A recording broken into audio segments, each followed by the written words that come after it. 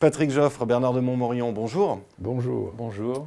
Vous êtes respectivement professeur à l'École de Management de Normandie et professeur émérite des universités. Et Bernard de Montmorillon, vous êtes professeur des universités à Paris-Dauphine. Alors je vous reçois pour évoquer la contribution que vous signez dans le repère État des entreprises 2016, publié par Dauphine Recherche en Management aux éditions La Découverte. Cette contribution, elle s'intitule Compétitivité des entreprises, sortir du paradigme dominant. Alors, à vous lire, on comprend que c'est un paradigme qui est trop macroéconomique. Est-ce que vous pouvez nous en dire plus? Quelles en sont les limites?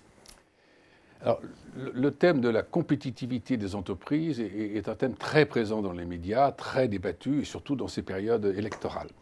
Et il nous a semblé que ce thème était très marqué par un système d'explication dominant. Qu'on peut qualifier de compétitivité prix et de compétitivité hors prix. Pour faire bref, la compétitivité prix, c'est produire à moindre coût que ses concurrents, et puis la compétitivité hors prix, c'est innover de façon à être un peu ailleurs.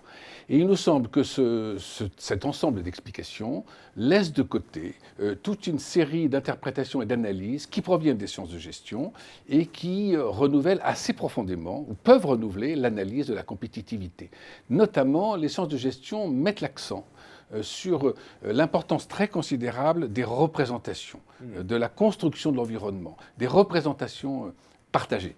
C'est pour ça que tous les deux, nous plaidons pour un paradigme, c'est un grand mot, mais enfin pour un système d'explication ouvert et élargi qui mettrait plus l'accent sur cette dimension construction de la compétitivité. Et nous parlons volontiers de l'innovativité collaborative.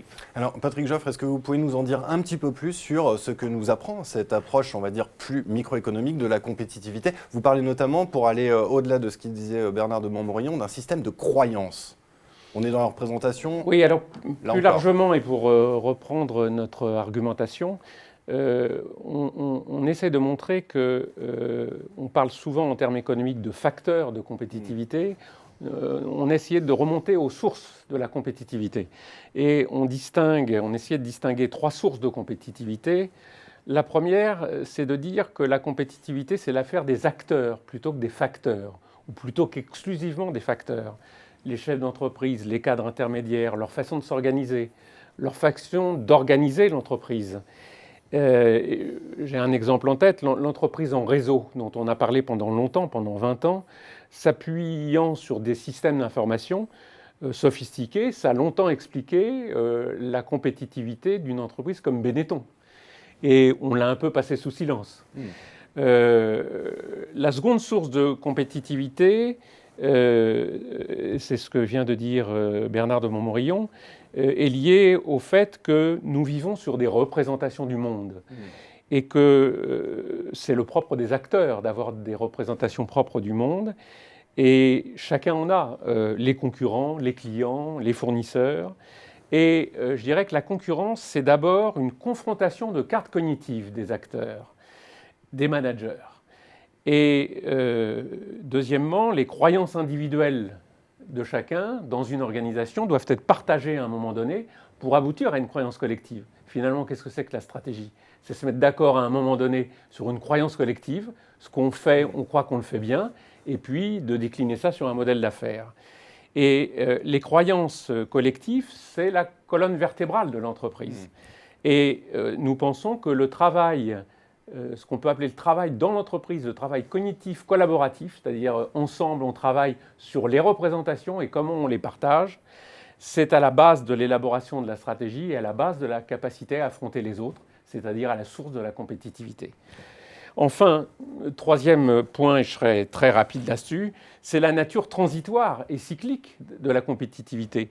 On a un avantage concurrentiel pour un temps donné, il faut le renouveler, il faut le régénérer. Et ça, on le verra tout à l'heure à travers un exemple. Alors, il y a une phrase, justement, pour introduire cet exemple que j'ai relevé, qui est assez étonnante. Des comportements mimétiques au sein d'un même secteur dans lesquels la transgression des règles par une entreprise peut se révéler un échec si un travail cognitif collaboratif n'est pas réalisé en amont. Et c'est l'exemple de la filière cidricole. Pardonnez-moi. Exactement. On a volontairement pris une filière qui n'était pas technologiquement avancée, puisqu'on parle que de start-up numérique ou de la filière cidricole, ça peut faire gagner de l'argent à certains. Ce qu'on a montré, même chose que tout à l'heure, c'est que la concurrence dans un secteur, elle est plus complexe et plus multiforme qu'elle n'apparaît au premier abord. en disant finalement c'est de la concurrence dans une industrie donnée entre entreprises sur le prix, le marketing, comme l'a dit Bernard tout à l'heure, ou sur l'innovation. Et on essayait de donner une petite classification de la concurrence. Elle peut être diagonale. Qu'est-ce que ça veut dire être diagonale? C'est qu'actuellement, quand vous lisez des choses sur la SNCF ou L'Oréal, vous vous dites quel est leur principal concurrent, étonnamment ou pas. Pour ceux qui connaissent bien le problème de big data maintenant et des masses de données, c'est Google. C'est Google. Et donc, le risque pour la SNCF, c'est d'être le tractionnaire de Google. Donc, elle peut être cognitive, comme on l'a vu, c'est-à-dire une concurrence sur la représentation qui va imposer aux autres la représentation qui va l'emporter. Donc, une deuxième forme de concurrence. Et puis la troisième, dont vous venez de me parler, la mimétique sectorielle, on l'a appelée comme ça, c'est-à-dire, pour reprendre l'exemple que vous me suggérez, qu'on a mis dans notre... La filière cidricole. La filière cidricole.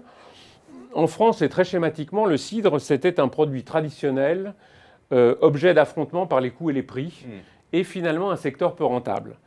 Et la régénération compétitive de la filière a été portée par une grande coopérative qui a su collectivement apprendre à tous qu'on pouvait faire autrement et qu'on pouvait voir le monde du cidre autrement.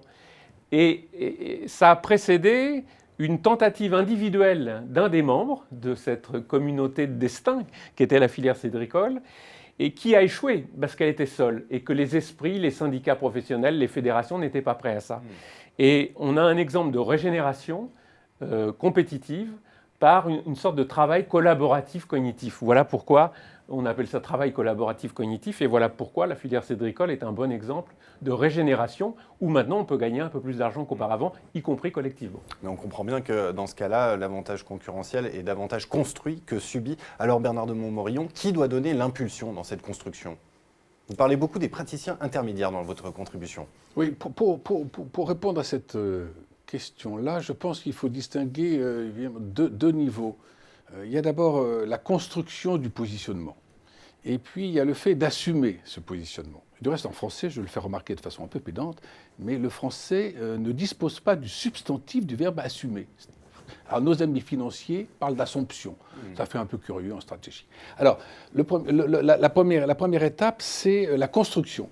Et là, les sciences de gestion nous disent vraiment clairement aujourd'hui que la construction de l'avantage comparatif, de l'avantage compétitif plutôt, c'est une affaire collective.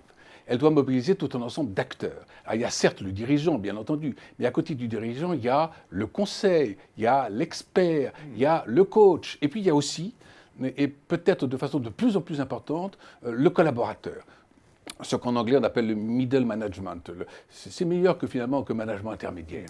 Et ce collaborateur, d'abord, il est au contact du client, et puis en même temps, il est au contact de l'ensemble des collaborateurs, aussi bien au niveau hiérarchique supérieur qu'au niveau hiérarchique inférieur. Donc, nourrir la réflexion stratégique en s'appuyant sur le collaborateur, c'est tout à fait essentiel. Regardez l'exemple célébrissime, j'appelle d'en parler tellement il est célèbre, de Kodak et de la photo numérique.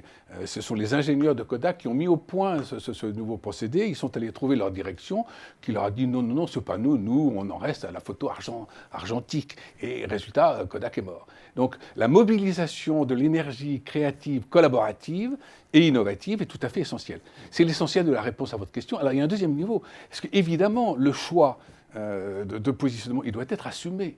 Et qui l'assume? Évidemment, le dirigeant. Donc il y a une redéfinition du rôle central du dirigeant qui d'abord doit susciter la création collective, l'innovativité collaboratrice, et en même temps qui doit assumer les positionnements.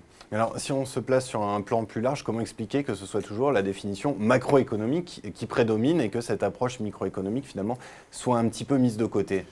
Alors là, je me permettrai de ne pas être d'accord avec la formulation de votre question. Je pense qu'il ne s'agit pas de microéconomie, mais de stratégie, mais de sciences de gestion. C'était pour schématiser. Voilà. Oui, et de sciences de gestion, d'ailleurs, il faut le remarquer, quand on dit sciences de gestion, c'est la difficulté, la question qu'on se posait tout à l'heure sur la légitimité ou le positionnement des sciences de gestion, c'est qu'effectivement, ce n'est pas de la microéconomie. Et cette issue, ces sciences de gestion sont elles-mêmes au croisement des sciences cognitives, de la psychologie du comportement, de la sociologie. Et de l'économie, bien sûr. On n'oublie pas l'économie. Nous nous positionnons pas contre l'économie, mais comme une vision complémentaire, un angle mort qu'on essaye de combler. Et pourquoi on se permet de le faire? Parce qu'on se dit, ça fait 100 ans qu'on fait de la recherche en sciences de gestion, aux États-Unis en tout cas. Ça fait 50 ans qu'on en fait en France et en Europe. Et la diffusion des sciences de gestion et des résultats des travaux, c'est ce qui s'appelle. Je crois que l'endroit où nous sommes aujourd'hui en est un bon témoignage de ce qu'on devrait faire plus largement.